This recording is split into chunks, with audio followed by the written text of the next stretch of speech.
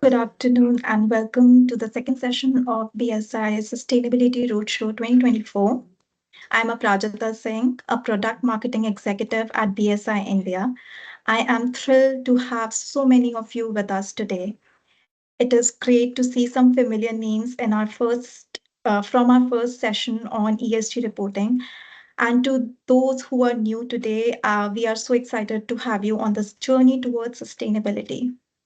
Today, we will be diving into one of the most pressing topics of our time, net zero. Now, why it is so important? Here's a quick fact. According to the UN, we need to cut global emissions by 45% by 2030 just to keep global warming under 1.5 degrees Celsius.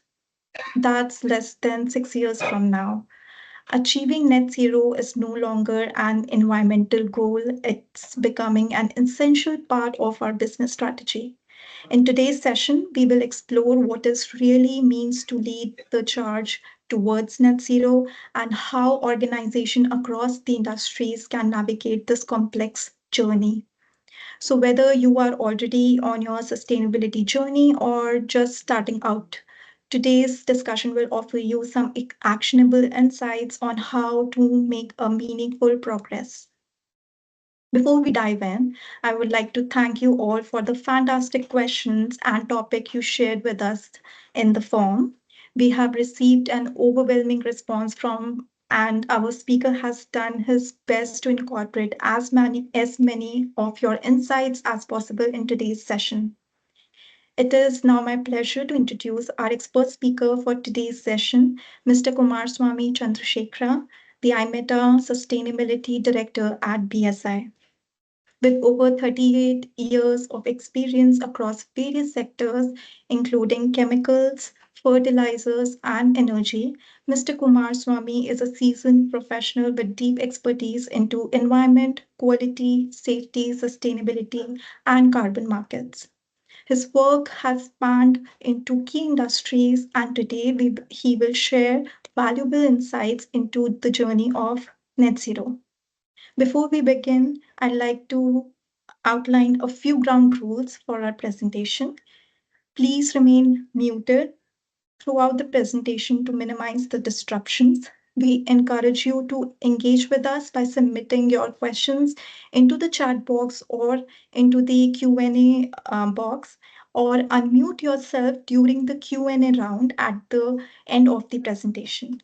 We will also be running some poll questions throughout the session to gather your valuable insights. Please bear with us if there are any technical difficulties. We'll try to fix those as soon as we can. And now, without any further delay, I'm pleased to hand over to Mr. Kumar Swamy to take us through today's session. Over to you, sir. Thank you, Aprajita, and a very good afternoon to one and all of you. Today's session primarily consists of three topics, if I could club them. The first one is on what is climate change, the outlook, and reality. Here, some of the areas that we're going to cover could be basic for those who are already well established in the field of carbon footprinting. And then for them, I presume this session would act as a refresher, a memory jogger. And for those who are not familiar with this topic, well, definitely it would build a good baseline basis which we could you would be able to understand a little better on the subsequent topics, which is all about carbon management, the strategy and the standards that you could adopt, and of course, very specifically on carbon neutrality and the net zero pathway. So having said that, before I delve into the session, let's start with a poll question. I sincerely request all of you to attempt this. This is all about, are you aware about climate change and or carbon footprinting? And are you aware about your organization estimating and reporting your carbon emissions following a third-party verification? These are two areas that I would like you to answer and attempt.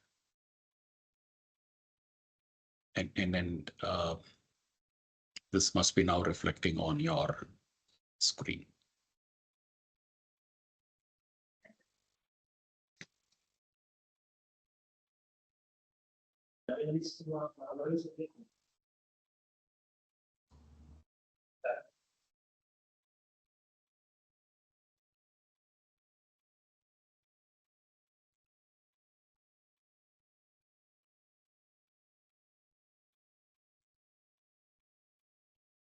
I hope you all have voted for the answer, and we have the results shortly of this poll question.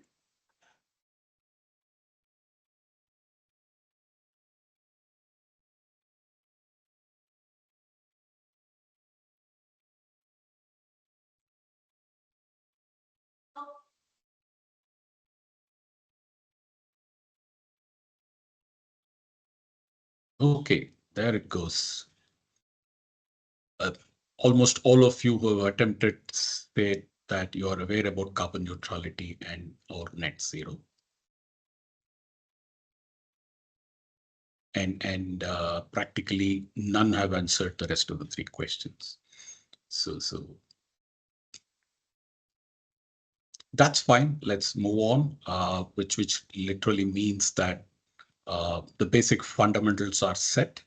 And just very briefly, I'll take you through a few important issues surrounding climate change. Today, the whole world is talking about climate change and the need for managing climate change. So what is climate change? There are certain gases in our atmosphere that capture incoming solar energy in the form of heat and trapping this heat in a similar way to a greenhouse that is used to grow plants. These heat trapping gases, commonly known as greenhouse gases or very simply put GHGs, keep the planet warmer than it would otherwise be without them. Some of these greenhouse gases occur in our atmosphere naturally. This ensures temperature conditions are not too hot, not too cold, but just about right to allow life, including humans, to flourish. And the planet is amenable to life because this natural greenhouse effect keeps the planet at an average temperature of about 15 degrees centigrade, even allowing for water to exist in its liquid form. However, in the last century or so, humans have clearly been interfering with the planet's energy balance, mainly through the burning of fossil fuels that add additional greenhouse gases to the atmosphere, such as, for example, carbon dioxide. And consequently, the level of carbon dioxide in the Earth's atmosphere has been rising steadily for decades, enhancing the greenhouse effect, trapping more solar energy near the Earth's surface, disrupting the natural energy balance, and causing global temperatures to rise.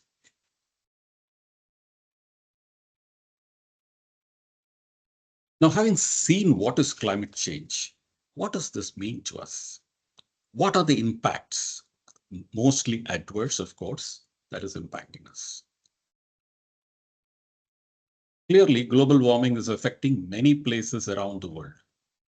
And there is scientific evidence that indicates increase in average global temperature that is resulting in changes to natural planetary systems and processes.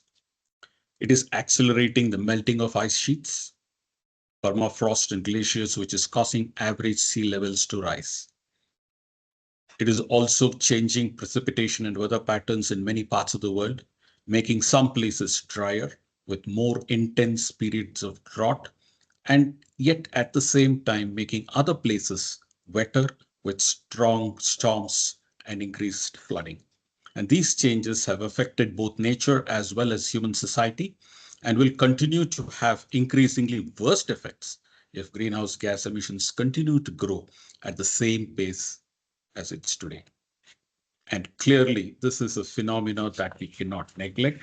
And for those of you who are familiar with ISO standards, ISO has very recently decided to include climate change as a requirement to be addressed in all of the ISO standards that a company could implement very clearly. So that is the emphasis, that is the importance that is being attached to climate change and the actions that we all are expected to take care of. Now, talking about climate change, talking about greenhouse gases, which of these greenhouse gases important? No, there are so many of them, actually, very many of them. But the principal greenhouse gases that we humans are expected to be aware of and ensure that we limit their emissions is these few that you see on the slide. Most important is carbon dioxide. Carbon dioxide is, of course, a naturally occurring gas, a byproduct of respiration of plants and animals. We all know that. However, a significant source of CO2 entering the atmosphere arises through human activities, primarily through the burning of fossil fuels like coal, natural gas, oil, as well as other sources such as burning solid waste, biological materials, maybe wood, for example, and also as a result of chemical reactions. Take, for example, manufacture of cement. The rate of carbon dioxide emissions, therefore, is typically exceeding the rate at which carbon dioxide is removed from the atmosphere or sequestered, as some of you are aware about, when it is absorbed by plants as part of the natural biological carbon cycle. Methane is also a naturally occurring gas, typically a byproduct of anaerobic decomposition of organic materials. But it is also released naturally, for example, from animals such as cattle, sheep, through geological seepage from the ocean floor and other low oxygen environments, both on the land as well as on the river bodies. Methane is also emitted through human activities such as during the manufacture and production of or even transportation of coal or natural gas or oil. Nitrous oxide is emitted during agricultural, land use, industrial activities, combustion of fossil fuels and solid waste, as well as during treatment of wastewater. And defluorinated gases, coming to these, primarily hydrofluorocarbons, perfluorocarbons, sulfur hexafluoride, and hydrogen trifluoride are synthetic, powerful greenhouse gases that are emitted from a variety of industrial processes.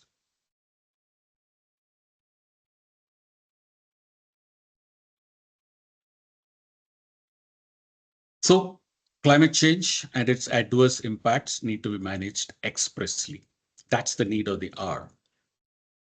And so to that extent, what are the drivers that are driving corporates to come up with concrete sustainability strategies, action plans, mitigation plans?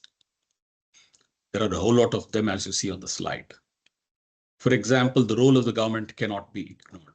In the past, governments have relied on legislations and regulation to deliver social and environmental objectives in the business sector.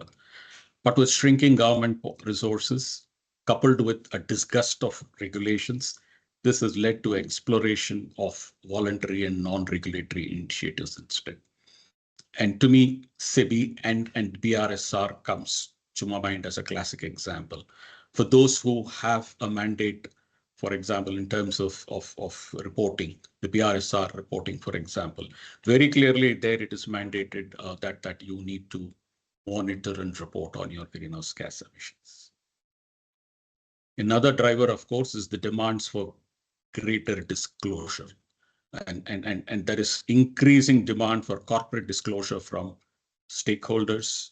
And when I say stakeholders, I practically include the entire stakeholder fraternity, customers, suppliers, employees, communities, investors, and of course, the activist organizations. There is also this increased customer interest. Today, there is clear evidence that the ethical conduct of companies exerts a growing influence on the purchasing decisions of customers. In fact, in a recent survey by Environics International, more than 1 in 5 consumers reported having either rewarded or punished companies based on their perceived social performance.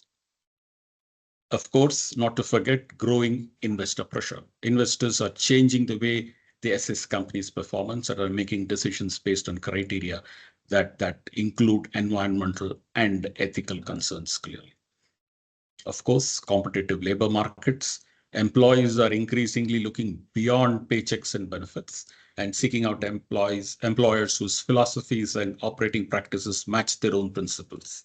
In order to hire and retain skilled employees, companies are being forced to improve working conditions and supplier relations. Who can forget that? Increasing a lot of companies and stakeholders are becoming increasingly interested in business affairs. Many companies are taking steps to ensure that their partners conduct themselves in a socially responsible manner.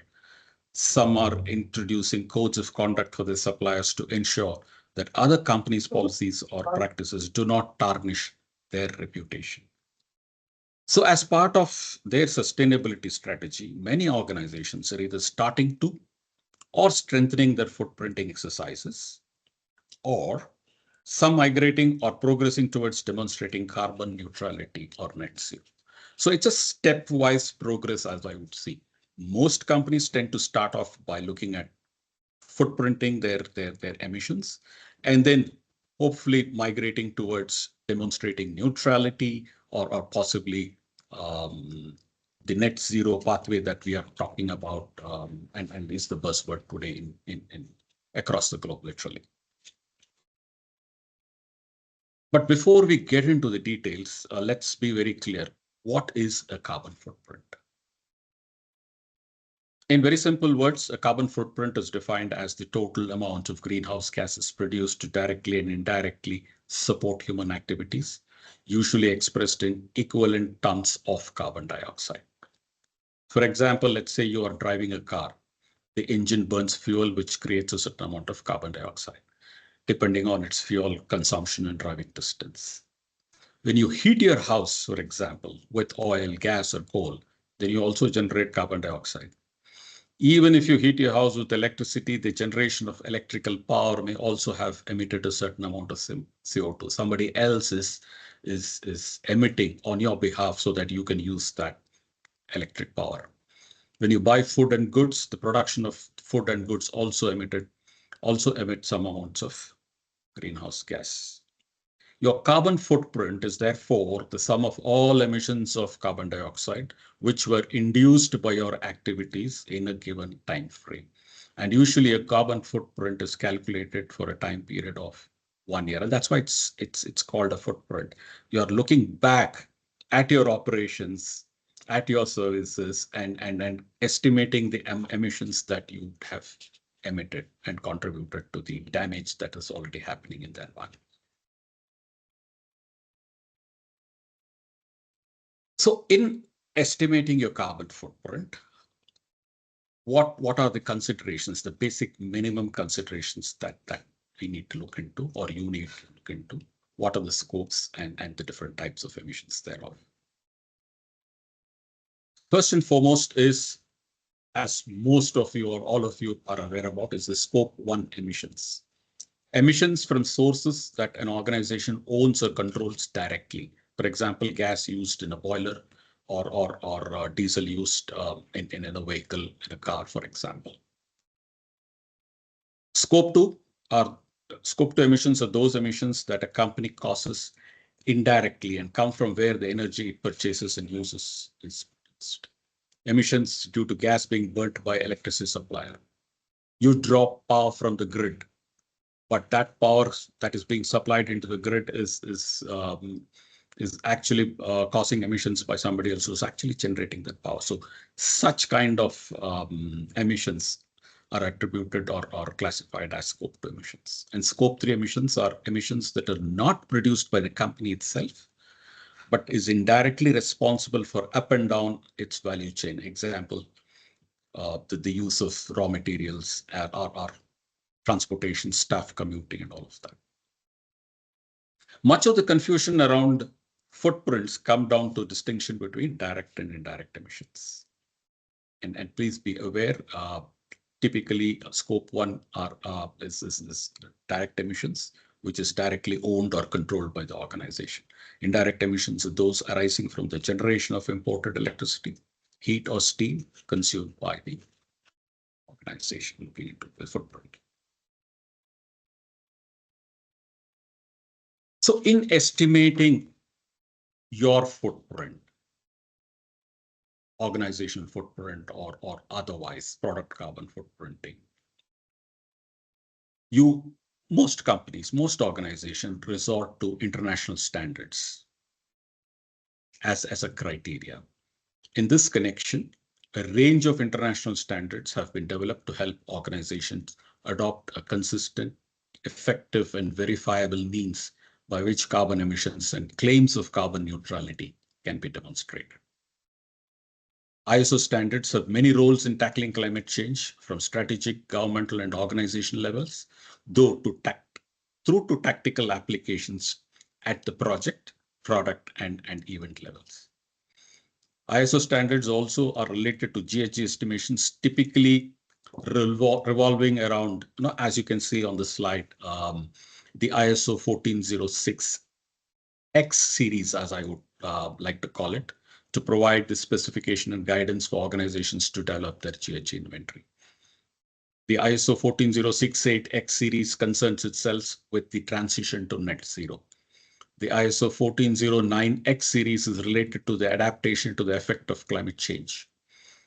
But all of these standards sit under the umbrella of ISO 14001 Environmental Management System, though can equally be applied and implemented alongside other ISO management system standards, or can be independently used as a standalone ISO management system. The inventory, the GHG inventory, can be at an organization level or detailed at an individual process or product level. And if that happens, that is typically known as a product carbon footprint. Having such data and information enables organizations, regulatory bodies, and companies to make informed decisions and then track their progress in reducing GHG emissions. And the table that you see shows the main standards, or the slide that you see shows the main standards in the ISO 14006X series alongside 14068-1 and other GHG programs, how they fit together and how they play a big part in tackling climate change. As I said a little while ago, most companies tend to start with 14064, which is more from an organizational carbon footprint. Increasingly, companies today are also looking at estimating their emissions from a product level. So ISO 14067 comes into the picture. If you're looking at it at a project level, then 14064-2. And increasingly, with the new ISO 14068 having been brought out, carbon neutrality is something that a lot of corporates, especially in India, are looking at addressing. And going forward, of course, is the talk of the day in terms of net zero demonstration. Not to forget, of course, yes, apart from the ISO series, the ISO 14000 series, you also have the GHG protocol brought out by the WRI, which is also a popular standard or a criteria that companies refer to. But why should one adopt a standard, be it a GHG protocol or for that matter, any of these ISO standards? Obviously, there are a lot of benefits, the benefits of having a standard, and some of them are very clearly highlighted in the slide that you see. It enables you to be very clear about the boundary that you're looking at when you come up with your footprint. You have to clearly address direct energy, indirect and direct emissions. The standards enable you to look at an approach for calculation. It's very clearly defined. Guidelines are provided to choose calculation methodology and emission factors. It helps you in designing information management system, because it's just not all about calculating and reporting, but then you need to put in a management system to ensure that this reporting, this analysis is sort of implemented consistently and uniformly across your organization. The standards also help you to look at what to report consistently, what is essential, what is optional. And of course, that is the guidance regarding the verification process itself. And so by doing this, and if companies do this consistently across, I'm sure there will be a lot of good apple-to-apple comparisons, and of course, a lot of learning from each other as well. Now, this is a data that has been brought out by the IFAC, International Federation of Accountants, February 2024. And this talks about assurance of greenhouse gases by scope across the globe. And as you can see, most companies, I would say about 60% of the companies, have obtained assurance on greenhouse gas emissions covering all three scopes. Meaning to say, by and large, across the globe, even today, scopes 1 and 2 are the first options many companies adopt, and slowly but steadily inclusion of scope 3, which is again a challenging, is happening. So 60% of the globe, 60% of the companies across the globe have adopted this. And if you pay closer attention to the slide, you would see that companies in America, not surprisingly, and in the European Union, the UK, and possibly South Korea and Japan, many companies have included all three. But in the rest of the countries across the globe, understandably, the focus is still continuing to be on scope 1 and scope 2. But from our personal experience, my personal experience, I can also assure you that more companies, by adopting ISO 14064, are being forced to sort of include scope 3, which is, in my opinion, very vital as well. And what are the key trends seen in the Indian corporates?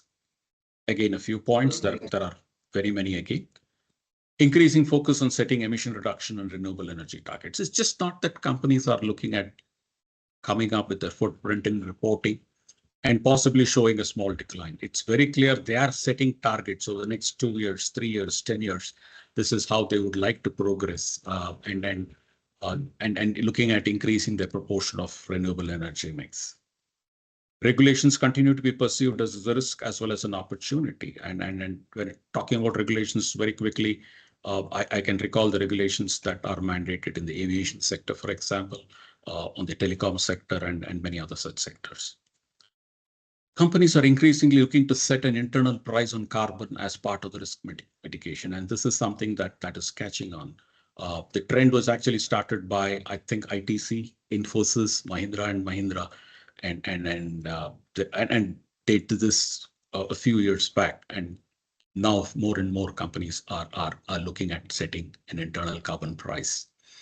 Increased awareness on data quality and assurance. Yes, companies want to be seen as credible, want to be seen as transparent, want to be seen as trustworthy. And therefore, there is this emphasis on data quality, accuracy, and therefore being verified by a third-party certification body. And of course, resource management is one of the pluses easily by adopting all of these standards and setting targets and action plans. Yes, you're indirectly improving on your directly and indirectly improving on your productivity and efficiencies. So having set the tone in terms of what is climate change, the greenhouse gas constituents and the drivers why companies are required to look at greenhouse gas emissions from their organizations and products, and the fact that most companies typically look at a footprinting. Now let's delve a little deeper into neutrality and net zero. But before that, again, another poll question. Are you aware about carbon neutrality or net zero? And net zero reduction targets set by organizations. Please attempt this as well.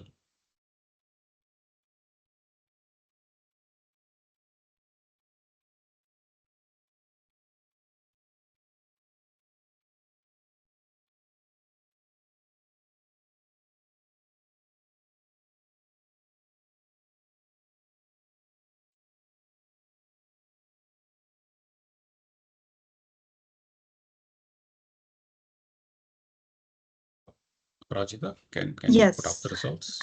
Yeah. So, yes, sir. So the 38% people say that yes, they are aware about net zero. 17% say they are not. 26% say people they are aware about carbon neutrality, and 19% say they are not aware about carbon neutrality. Okay, Yeah. that's pretty typical, I would say. Fine. So let's delve deeper into this. What is carbon neutrality? Carbon offsetting provides a mechanism where greenhouse emissions produced in one place are offset by emission reductions in another. And these emission reductions are achieved by preventing emissions that would otherwise have been released in what I call this business as usual scenario. For example, through the implementation of energy efficiency technologies or where emissions are removed from the atmosphere through the plantation of new forests. You can do more than claim that your business is carbon neutral.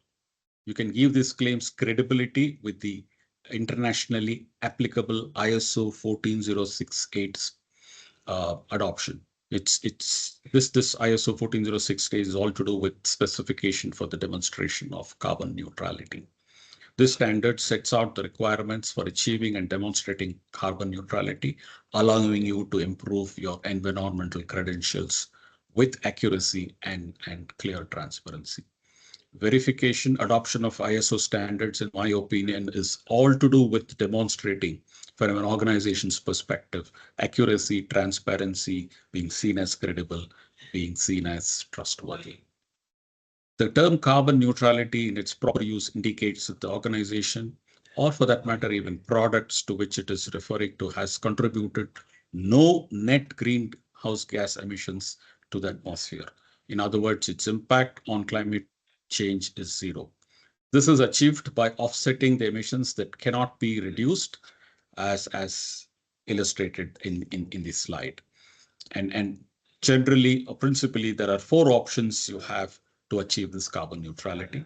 You reduce your GHG emissions in your own boundary, implement removal in your own boundary, reduce emissions by others, implement GHG by others, especially through the carbon credit mechanism. That's how you demonstrate your offset and therefore demonstrate neutrality.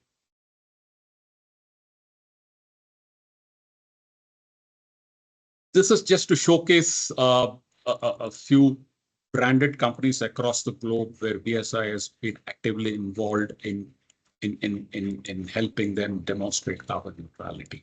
It's just not about the organization. This slide is very specific to carbon neutral products themselves, be it the Lenovo from China, or for that matter, some of the smartwatches in China, manufacturers in China. Even Morrison's Eggs, for example, as an organization, has opted for carbon neutrality achievement. And this slide is all about that. What has Morrison's done to achieve their goal of carbon neutrality? Their operational changes have been, for example, the use of renewable energy to power hen houses, including from newly installed solar panels, the removal of any soy and introduction of insects and food waste into hens' diets, the development and maintenance of woodland, grass, and wildflowers to capture and store carbon, the improvement of hen production efficiency through the good health and welfare. And Morrison's is the first company in UK to certify to the BSI Kite Mark for carbon neutral products. So these have been some of their innovative achievements, just to give you a snapshot of that. And what are the benefits for an organization applying and verifying to this carbon neutrality standard of ISO 14068 Part 1? The intent of this standard is to provide a standardized approach to achieving and demonstrating carbon neutrality. The standard adopts a hierarchy approach which prioritizes actions to reduce the direct and indirect GHG emissions and enhance GHG removals of the subject, with offsetting used only for carbon footprint that remains after these actions have been implemented. And obviously, there are very many benefits to applying and verifying GHG inventories to ISO 14068. And some of the more popular reasons are clearly quantify and reduce GHG emissions in a consistent, transparent, and repeatable manner, achieve cost savings by energy reduction, obviously, in minimizing GHG emissions, meet legal requirements and industry expectations, which are the expectations is that it should be in alignment with the minimization of global warming to 1.5 degrees. Identify areas of inefficiencies and improve overall performance in a very planned and scientific manner, I would say. Credibility, again, I come back to that transparency, credibility, accuracy, gain competitive advantage by so doing, because this is what the stakeholder fraternity is expecting. Build trust with customers and other stakeholders. And of course, use a framework that will help organizations on the directions that they want to take clearly.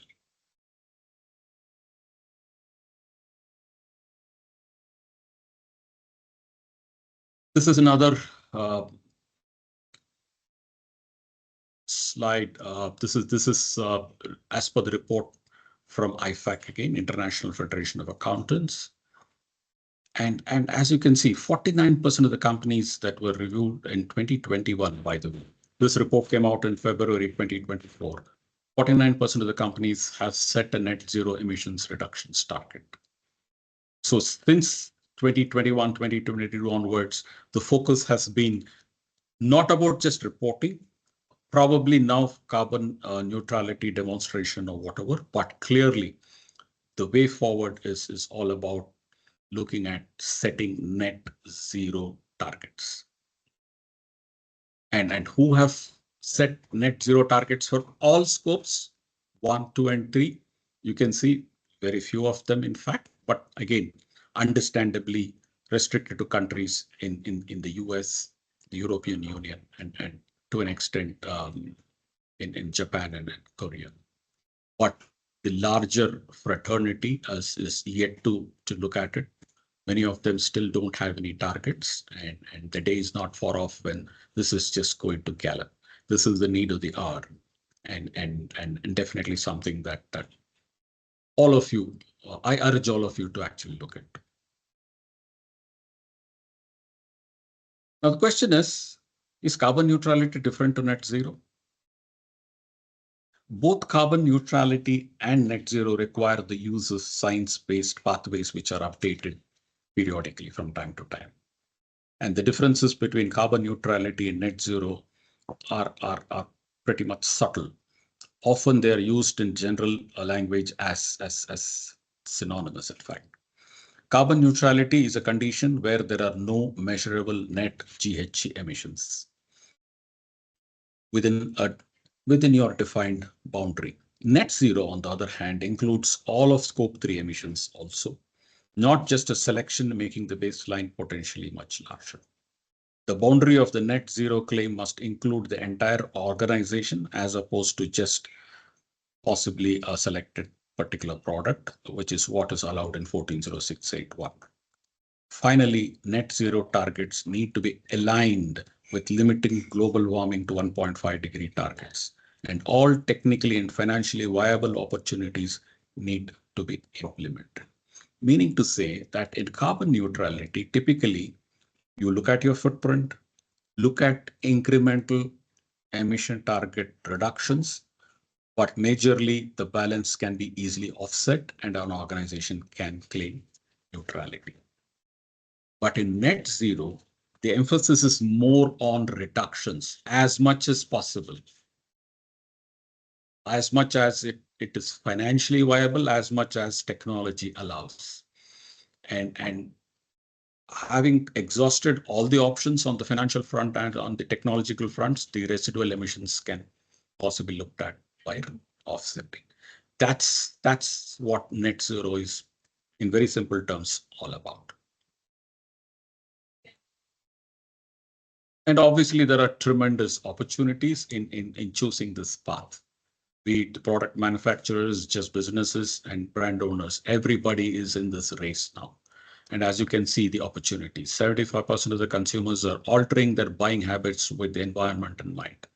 The consumers, the stakeholders, this entire stakeholder fraternity is very aware about the damage that is happening in the environment, the climate change challenges, and therefore they are very aware and choosy. More than 8,000 global businesses have ambitions and made pledges to decarbonize their products. 851 billion, that's the amount. The global carbon market expanded by 164% in 2021. increase in number of global climate change laws since 1997. Day in, day out, in every country, practically changes to the regulations are happening, all in line with managing the climate change challenges that we are being posed. So tremendous opportunities and definitely something that needs to be encashed by one and all. And to help organization look at net zero, the requirement of a standard or a criteria or a guidance come into the picture. And to this extent, you have the ISO's net zero guidelines, IWA 42. The term net zero is everywhere today, used by governments, organizations, individuals to describe their efforts in working towards achieving net zero greenhouse gas emissions. However, the concepts and fragmented approaches to net zero can breed confusion. The net zero guidelines is a revolutionary global tool that defines a consistent approach to achieving net zero and harmonizes the current landscape of net zero guidance. This was launched at the COP27, and the net zero guidelines were developed to address the fragmented net zero governance landscape by providing a single core reference text that covers all stages of net zero action. Who commissioned this? It was commissioned by our 2050 world.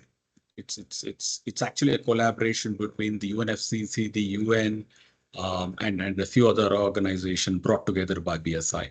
And it included over 1,200 experts from over 100 countries contributing to the net zero guidelines through the ISO's international workshop agreement process. So the ISO was involved, the UN was involved, the UNFCCC was involved, and various other experts and agencies as well.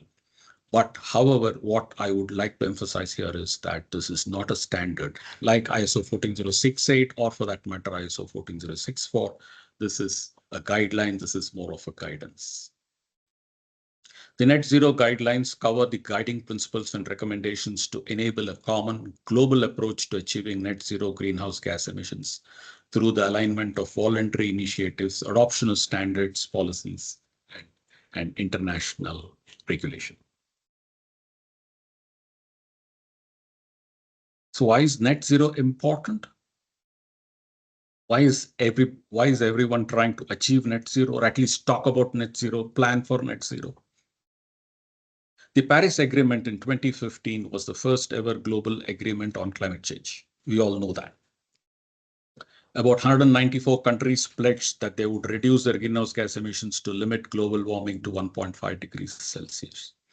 Achieving this goal is crucially important and requires a huge reduction in global net zero greenhouse gas emissions based on available scientific evidence.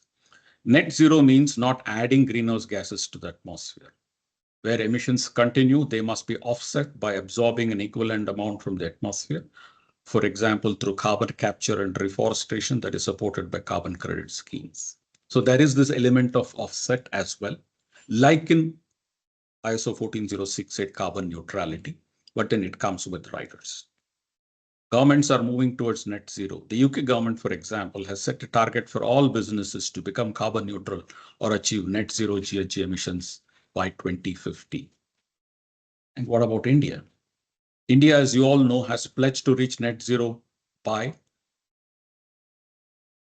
2070 at the COP26 climate conference in Glasgow in 2021. It was announced there with the target to reduce the emission intensity of its GDP and meet 50% of its power generation capacity based on non-fuel sources by 2030. This is challenging to say the least, and we must all gear up to contribute. And then that's why it's seen as a hot topic that all of us need to pay attention to. So given that there is a guideline, a guidance, what is the pathway? Because it's not a one-time certification, it's rather a journey. And this is where BSI has come out with its BSI Net Zero Pathway.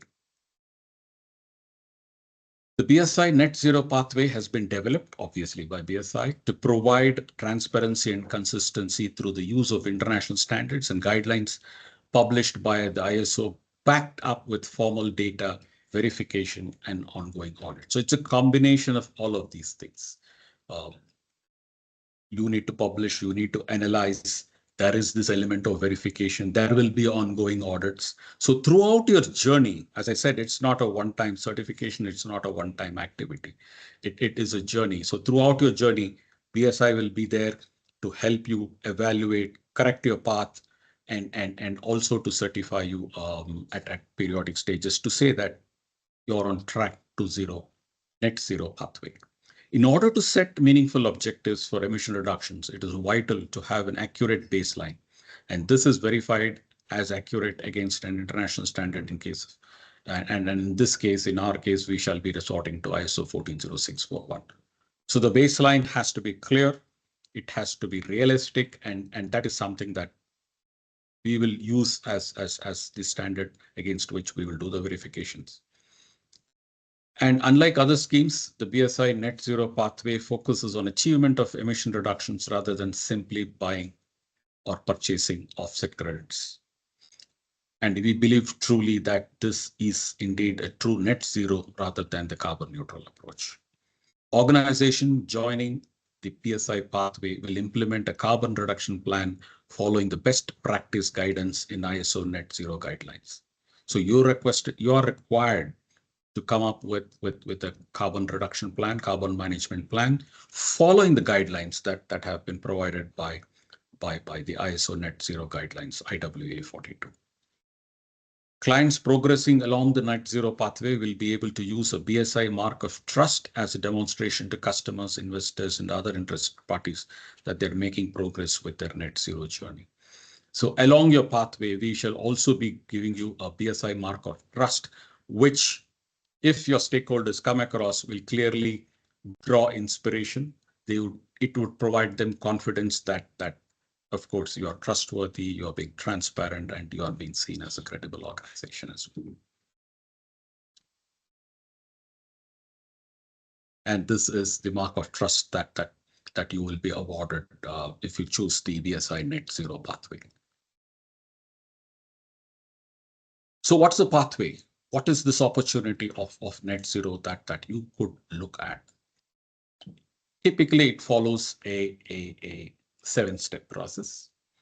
The first step, the organization calculates the carbon footprinting, as I said a little while ago, based on ISO 14061. This footprint is used as the baseline against which future improvement is measured.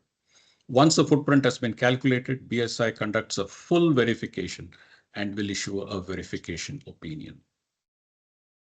Step 2, the organization implements an emissions reduction action plan meeting recommendations as defined in the ISO net zero guidelines, IWA 42.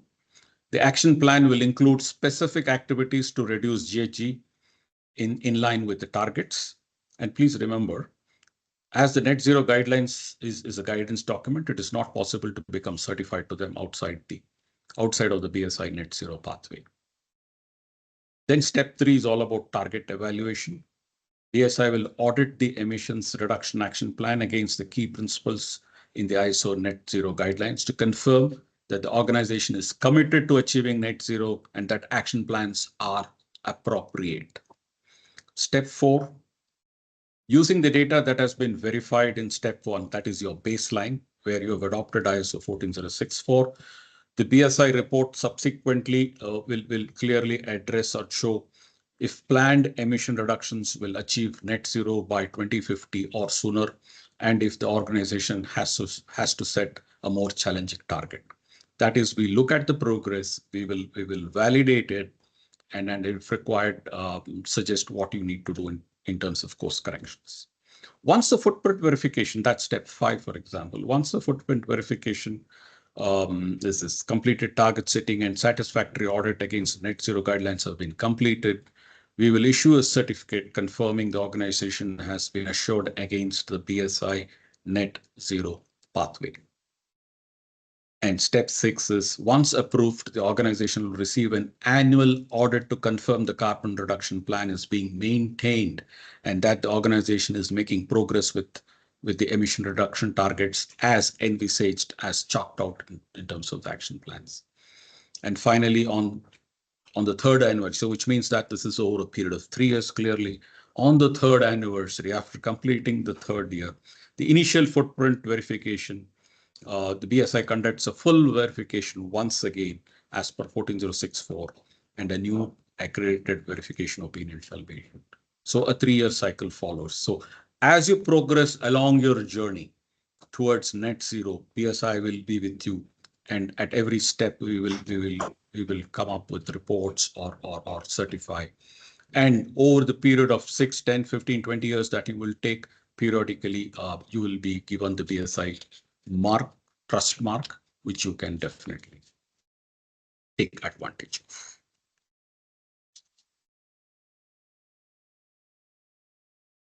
Some of you may be wondering what are the differences between the SBTI that you are all familiar with and this net zero pathway. Yes, there are clearly some differences. Some of it has been very clearly elucidated in the slide.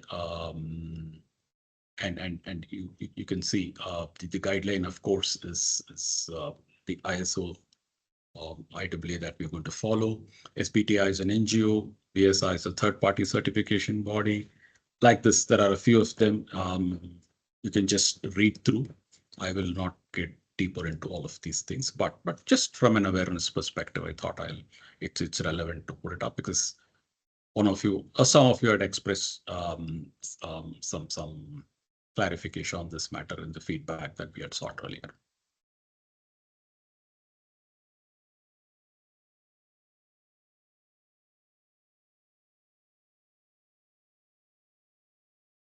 So what are the advantages of NZP, net zero pathway? First and foremost, it is relevant to all types of organizations across all sectors. Clearly gives clients, companies the chance to demonstrate their commitment to net zero. It's one thing to claim, but then how do you ensure that there is credibility amongst, or rather, stakeholders have confidence that you are really committed to and you are on the path to achieving net zero. Focuses on emission reduction, not offsetting, so avoids issues of greenwashing, bad press. Yes, today the whole world is also in the same breath talking about greenwashing and bad press around offset credits. So definitely credibility, accuracy, trustworthiness, transparency, all comes into the picture if you choose this net zero pathway. Carbon neutrality using offset credits is expensive. Obviously, some of you must have realized it. Credits are typically anything between 8, 10 euros to 30 euros per ton. So 1,000-ton footprint will easily cost 30,000 pounds a year to fully offset. So it's a drain on your resources easily. New net zero pathway builds on BSI's reputation for integrity by using international standards rather than just a scoring mechanism. Today, a lot of scoring mechanisms are available, which claim that it helps you in your net zero pathway. But adopting BSI's pathway, obviously, this is far more advantageous, purely because of BSI's branding and reputation in this field as well. This is what I had to say, and as a sum up of what I have been discussing over the last 55 minutes, I will do the recap in the form of a video. Just pay attention to that, please.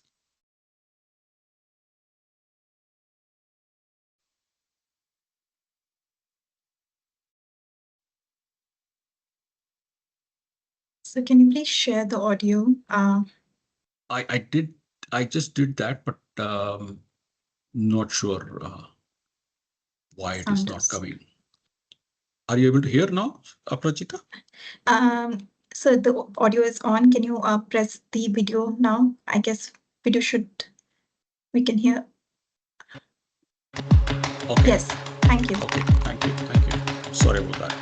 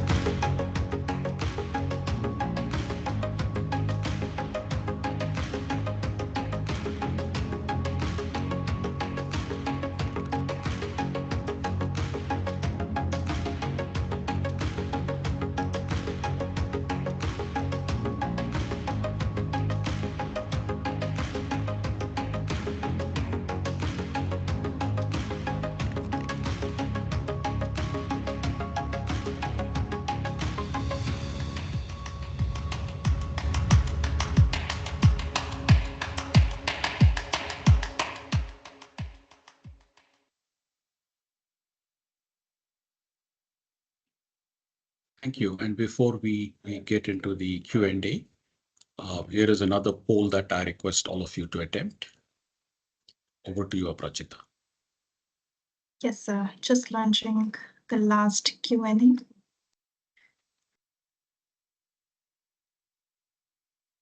Should be able to see it on your screens now.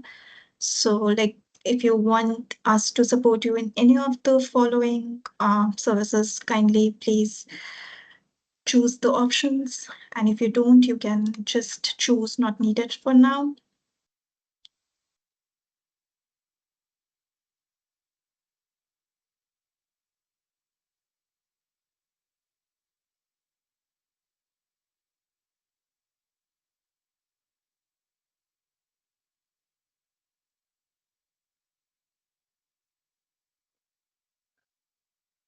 Okay. Okay, sir. So, shall we move to the Q&A round now? And I have received quite a few questions in the chat box as well as through the forms. And before we start this Q&A round, I request all of you who do we want to make this session as interactive as possible. So if you please don't hesitate and share your thoughts or ask any questions. If there's something specific you would like to know about or feel free to type in your questions in the chat box, or you can unmute yourself so that we can answer your questions. I'll just I'll have to, I'm read sure out the if I have to see questions. the chat box as well, No, Aprajita. sir.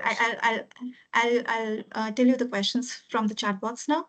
So the first question was, can you please elaborate between scope 2 and scope 3 for an organization if they want to go first? Okay. Scope 2 is simple. All those it's for example, as I said, energy for whatever be your service or whatever product that you're manufacturing, you need power, for example. Many of the companies don't generate power on their own. They are relying on the grid power, for example. So if that be the case, there is somebody else who is emitting on your behalf, and that also needs to be accounted in your footprint. Not only electrical power. For example, if you are drawing heat, steam, for example, from your neighboring company, they are emitting on your behalf, but you are utilizing it for your activity.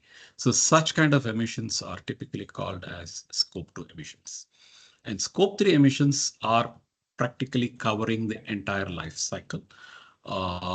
It's just not what is happening within the four walls of your organization. Upstream, the raw materials that come into play for whatever activity that they are into, they are emitting as well. So that needs to be considered. And post manufacturing of your product, let's say it needs to be transported, and then there is this question of after use, what happens to the end life? How is it disposed of? What resultant emissions occur because of that? The entire life cycle needs to be considered. You need to look at emissions thereof. Definitely on the transportation of raw materials, transportation of finished products, everything needs to be looked into. In other words, you have the four walls of your organization: upstream emissions and downstream emissions. All of them are clubbed or termed as scope 3 emissions. So that's something that you would need to address. Okay. Thank you. The next question is, what are the future technologies do you anticipate that can play a crucial role in enabling the organization and the companies to achieve the net zero? Which is technologies? Well, I'm no expert on all the technologies, certainly, but everybody, each one of you, each one of us, whatever activity we are into, if you have an obligation to reduce. So technologically, whatever is possible has to be looked at. And of course, these days, AI tools and AI, of course, is something which definitely can play a very large role. So that's something which will always be there. But what specific technologies otherwise, other than the tools, AI tools, I'm not an expert. You are the expert in your field. And therefore you need to look at what is practically possible, both from a financial angle as well as from what the technology permits. Okay. Before you So can think of offsetting, of course, that's the last resort. So before you decide to offset your residual emissions, please ensure that you are considering everything is possible from a financial perspective as from a technological perspective. But specific technologies, I don't think I would be the right person to answer that. okay. So the next question is, what is more about manufacturing unit? So when you were discussing about this carbon neutrality and the net zero, so somebody asked how it can be applicable to IT industries or for the solution providers. Okay. IT industries, IT enabling organizations, well, of course, large IT companies are energy guzzlers. For example, you have data centers and they're clearly energy guzzlers. And the fact that you are using huge quantities of energy means you are directly or indirectly contributing to the emissions. And thereby you straight away have tremendous opportunities in terms of how to manage those emissions. That apart, being a service oriented organization, yes, limited opportunities on your waste management, definitely tremendous opportunities on your travel management, all of these. So net zero, emission reduction, carbon neutrality, the very fact that we talk about emissions need not necessarily be restricted to a chemical company, a petrochemical company, or a manufacturing company. Every organization, whatever be your product, whatever be your service, you are indeed contributing in your own way to the damage that is happening. It is this recognition that is important. What contributes to the emission because of your activity or service? Are you aware about how much of it are you emitting in terms of a footprint? You come up with that figure, come up with a baseline, and then chalk out your action plans in terms of reducing that. And resorting to renewable energy, of course, is a huge opportunity that is. Okay. The next question is, if an organization acquired the FSC certification, are they contribute for the carbon neutrality? Do they contribute for the neutrality, I'm not carbon sure what is neutrality? FSC. You probably have to elaborate on that, or we could get back to you on a mail. Yeah, Yes. sure. Okay, so one asked, for those who have started on their net zero energy, what was your first major step? What advice you can give to them? Sorry, please come back again. Net So, energy. so basically, he's asking that for a company who have just started their net zero journey, what could be Okay. the first major step that they can take in? Very What clearly advice? establishing your baseline. a realistic, accurate baseline is very crucial to come up with a credible net zero pathway. So estimate your emissions, come up with your footprint, follow standards like either the GHG protocol or for that matter, definitely ISO 14064. And then once you establish, estimate, report, you can have it verified by a third party. So the first crucial step is estimating your baseline emissions and ensuring that it is as accurate as Yeah. clear as possible. Yes. So the next question is, do you follow IPCC or UK specific guidelines like DEFRA for emission factors? Well, it depends on various factors. The golden principle is when it comes to emission factors, do you have credible, publicly available, localized data? That's your first option. If you don't have local, credible, publicly available data, then you look at a regional data. If I have to elaborate further, look at a statewide data initially, if it's applicable, available, credible, publicly available rather. If not, look at regional, South zone, or South India, or East India, or West India, Western part, Southern part. If not, look at it from a countrywide perspective. If it is not even available from a countrywide perspective, then you reach out your tentacles to other areas, possibly the UK TEFRA based or IPCC related or something else. That's the logic. That's a principle that all of us are required to follow. Thank you. The next question is, we have been using green energy from Tata Power, but we are not being provided with the credit points as it is not in Mumbai. So, sir, any advice on that?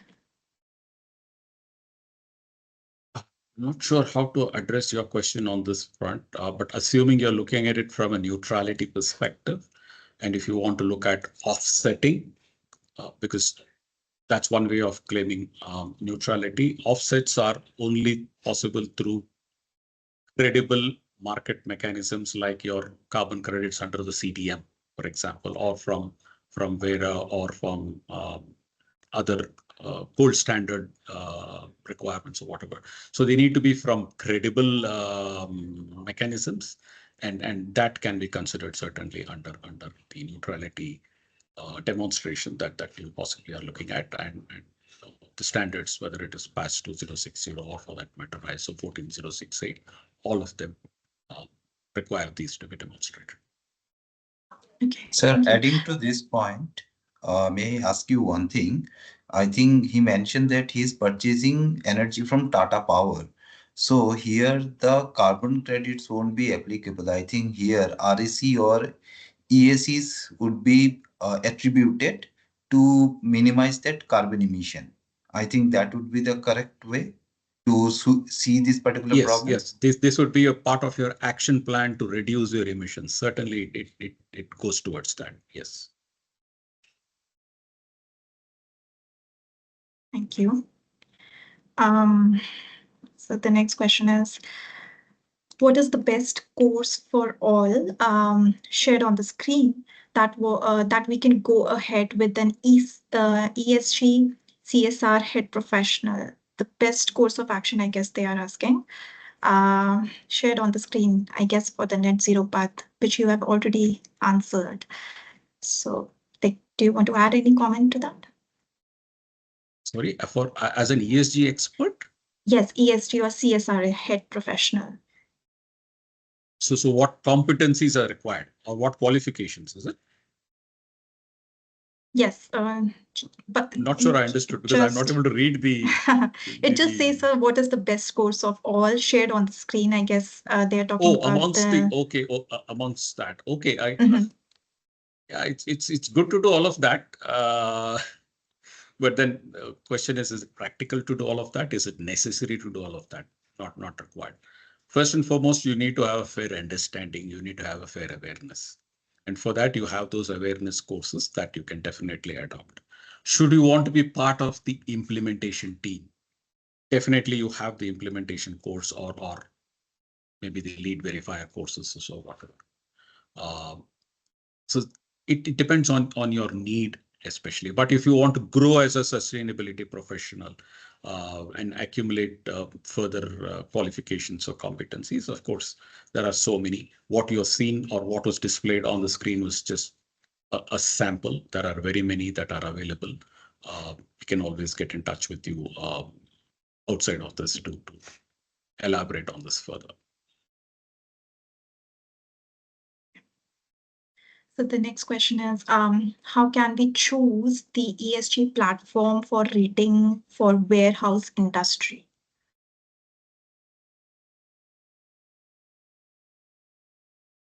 Warehouse industry ESG platform ratings. Well, this is clearly outside the purview of this topic, so I don't think I should be answering that, nor am I the authority on ratings, for example. So Okay. I excuse myself on that. Okay, so the next question says that for ISO 14064 Scope 3, there are many mandatory sections, upstreams and downstreams, that needed to be covered. So, like, do you have any advice on that? It just says that. Yes, yeah. Gone are the days where companies were very clearly and comfortably addressing only Scope 1 and Scope 2. 14064, the latest versions, first and foremost, do not address it as Scope 1 and Scope 2 and Scope 3 at all. You will have to address all sorts of emissions that are applicable to you. But yes, I do understand, recognize that Scope 3 is challenging and some of it may not be applicable to you. If that is the case, adequate justification need to be provided, and I'm sure the auditors will understand. And of course, when you say something is not applicable and you put in the justification, even that gets verified, even that gets audited. So you would have to ensure that your justifications are strong if it is not applicable. Otherwise, the challenge is always there in terms of getting data, sourcing data. So it may not be accurate. It's possible that you end up on as a rough estimate. As a start, even that is acceptable. And going forward, or at least in the recent past, because of these challenges, many of the companies are choosing to adopt a limited assurance on Scope 3 and a reasonable assurance in Scope 1 and Scope 2. So I recognize I cannot say that there is one solution to your challenge. It depends on what you're doing, what is your scope, what is it that you're manufacturing, what is your product, what is your service. So challenges are there. All of us are facing these challenges, but we are learning on the way, and attempts have to be made. And this is how the ISO is also goading organizations to take up Scope 3 very seriously. Yes. So I recognize the challenge. I wish I had one solution to your question, but we all learn as we go by. So attempts have to be made, and during the process of audit, it can be looked at, and suggestions could be provided, or deviations could be addressed. Thank you. For those who are asking about the trainings, I can separately connect with you for that. And so the next question says that as an organization, we are already certified for ISO 14001. Do we still need to go for 14068 or 64, or we can implement the guidelines provided by ISO 14068 along with 14001? Organization certified to 14,001, and question is, should we Still should we go go for in still going for? 68 Well, and again, 64. as an organization, is carbon footprinting an issue? The very fact that you have adopted 14,001, and I said this in my presentation earlier as well. ISO is demanding to demonstrate as part of your management system, for example, your environment management system, you need to demonstrate whether is climate change an issue for you. Are interested parties demanding or are requiring you to address climate change? is this a priority? And if yes, what are the risks surrounding it? What are the opportunities? So directly, indirectly, you are forced to be considering climate change in your management system just by the fact that you have adopted 14,001. And if the outcome of this evaluation in your implementation of 14,001 is good, is the priority is high, there is a risk, your customers, consumers, your stakeholders are demanding it, then obviously you have to start managing the climate change issues surrounding your activity, which means that you would have to start evaluating or estimating your carbon emissions, come up with your footprint, get it evaluated. So which means that it's good to adopt ISO 14064 if that is the case. And then from then on build whether you want to look at 68 or whatever else. So very rightly, you've adopted 14,001. It demands that you address climate change. And then in doing that, the answer will automatically come out. And if it is true that you need to address it, then there are standards like 6.4 and 6.8 that you could adopt.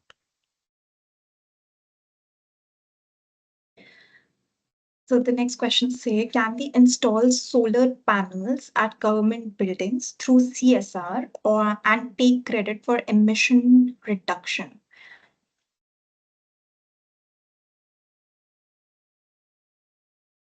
Yes, I guess that should be possible because your Companies Act very clearly spells out what are the areas where your 2% for profit needs to be diverted under the CSR thing. And renewable energy obviously is one of those areas. And if that is being done, yes, you can build it as part of your action plans.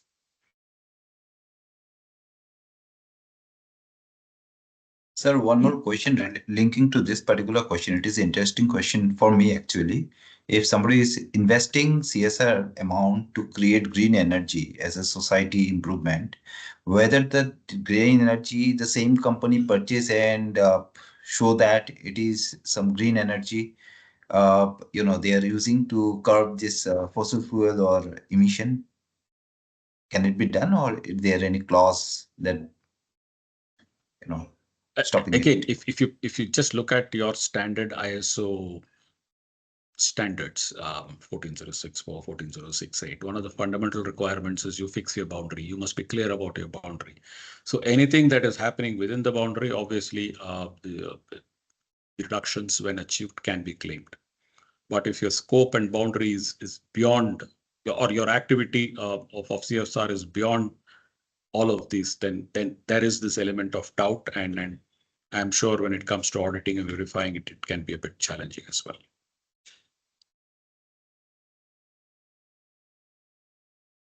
Yeah, but the point is very interesting in another way. It can be the same company is investing in a CSR, the same company is getting the green energy and showing the attributes. So it is like somewhere. Yes, Okay. that's why I said when it comes to adoption of ISO standards, the boundary has to be very clear. However, when you're looking at it, your sustainability credentials, when you're coming up with your ESG report, there you can definitely claim all of these things. Okay, it can be claimed. Great. As part of your ESG reporting, not necessarily as part of your footprinting, which is tied down by your ISO boundaries.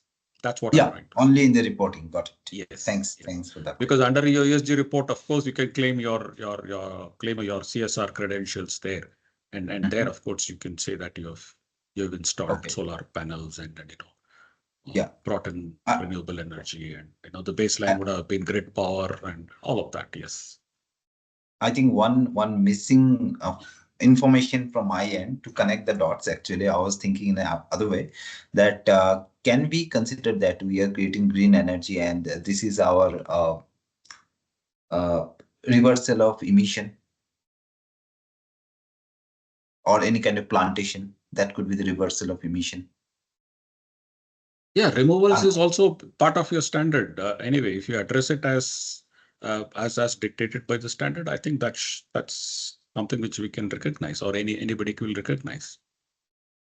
I think that's required some body to verify that the plantation is certain amount and the plant or stem should be at least certain length and some Yes. years. When it comes to afforestation programs or such kind of activities, I think credible mechanisms are still not available, which can be used either for implementation or for verification for that matter. So yeah, this is where the greenwashing claims come, and you have the NGOs pushing. Challenging, definitely challenging, but yeah, going forward, I do see tremendous potential for clear methodologies being brought out under the UNFCCC mechanism. There are a few methodologies available which you can adopt when it comes to estimating your emissions from or your removals through your afforestation projects.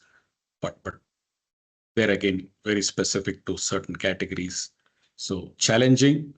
A lot of companies want to claim that they've planted 10,000 trees or 50,000 trees plantation and therefore want to take advantage of it. But credible mechanisms are not straight away available, which can be adopted in terms of estimating the emissions. It is a challenge, but hopefully it should improve. Thanks for your input. Yeah, thank you. Thank you. I'm very conscious of time. I'll just have two more questions. We'll take two more questions. So one says that how an organization can tackle work from home where majority of employees are working from home related to emission for net zero, having known this is a fact that work from home emission eliminates employees commute related emissions.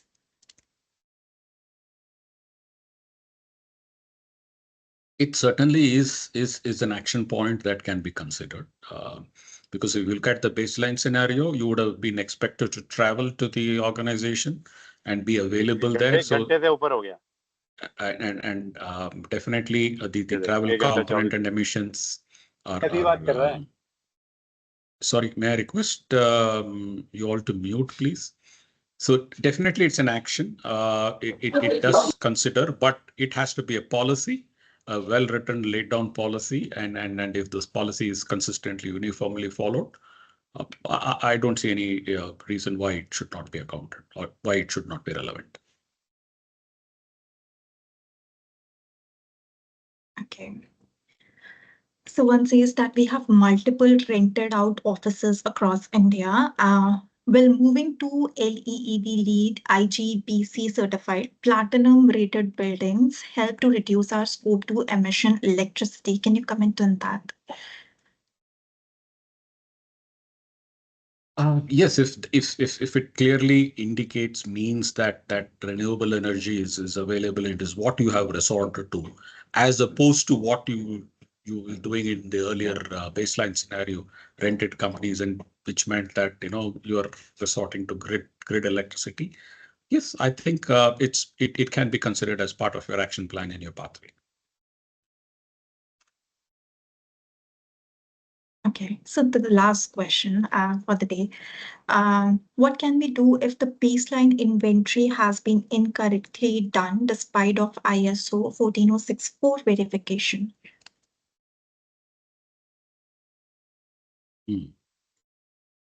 First and foremost, if it's been done by a proper reputed agency and the implementation has been correct, I don't foresee any reason why the baseline should be incorrect at all.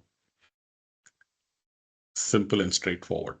But as long as there are clear justifications for whatever reason why it has happened and it's been accepted, I think it has to be revised and revisited. Otherwise, there's no point in chalking out an action plan based on a wrong baseline that has been verified. Then where is the credibility? Where is the transparency? Where is the accuracy? And then by doing this, you only are welcoming the stakeholders to comment unnecessarily as well. So first and foremost, if a proper job has been done in terms of adopting and implementing, and a proper verification has happened, it would have been identified at the beginning itself, and you would have automatically corrected it.